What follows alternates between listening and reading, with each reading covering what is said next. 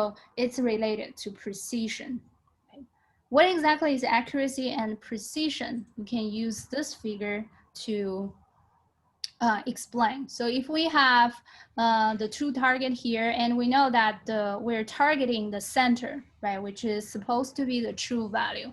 And if you're looking at the two part, definitely the first one, even though the numbers are scaled out, dispersed, but they are all centering, they're all like averaging to the center, right? So they are all like have similar distance from the center. So they're pretty accuracy. So if you take the average of all the measurement, it should be very close to the true value.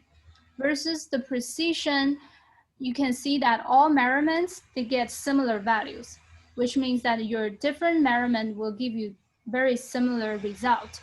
But if you take average of the 4 measurements, you can see that it's far away from the center. So the left one we see is accurate, but not very precise. For the right one, it's very precise, but not that accurate. And for ideal measurement, we want it to be both accurate and precise, right? So this is also why when you're showing a number, showing a final measurement number, you have to reflect both your accuracy and the precision. So how do we measure the accuracy? The accuracy is nearness to the true value, and it's calculated by the true value subtract by the average of your measurement. Versus the precision is represented as reproducibility, the closeness of agreement among a set of results, and it can be quantified by standard deviation. So if you recall the formula for standard deviation, you're taking each measurement, the difference between each measurement and the average value, take the square and add all of them together, divided by the degree of freedom, and take the square root, you can get the standard deviation. So we will be talking about this more in next chapter about statistics. But right now, I just want you to have a general idea about it. Even though we're not going to run any real experiment, but you will be given like some pre-observed results and do the data analysis and show to your lab instructor, right? So the normal way is previously when we are doing different quantitative analysis lab is we will give each student an unknown compound, and you will have to process those unknown compounds, make a solution, and use a certain method to measure the concentration of the specific compound or specific element in the original sample. So for example, in the first lab, it's about the hardness of calcium, hardness of water. So the purpose is to determine the amount of calcium in water.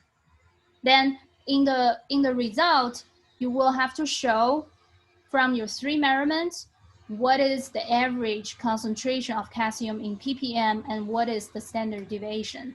The average of your concentration will be used to evaluate how accurate your result is, because the GA prepared unknown, so the GA is aware of the true value, true concentration of your sample. And after you show your average value, if we do this, okay, if we take the average of the 3 measurements, we can get the 2.6.1 ppm. And if we already know the true concentration is 212.3 ppm, then we can do the calculation of the deviation of your measurement to the true value, which is about 11.2 ppm.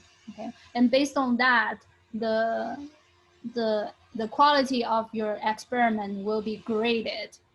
For example, every 4 ppm you get 1 point off. That's how we graded the experiment before. Now the other part is the standard deviation, right? Standard deviation is a measurement of how good you control each of your measurements, right? How reproducible of each of your experiments. So we do the standard deviation, and this is another value. So again, we have two quality parameters, right? One is the accuracy, how close you are to the true value. Another one is the precision of your measurement, the closeness of each measurement, the closeness to each other among a set of measurements. Okay, so that's the concept part, accuracy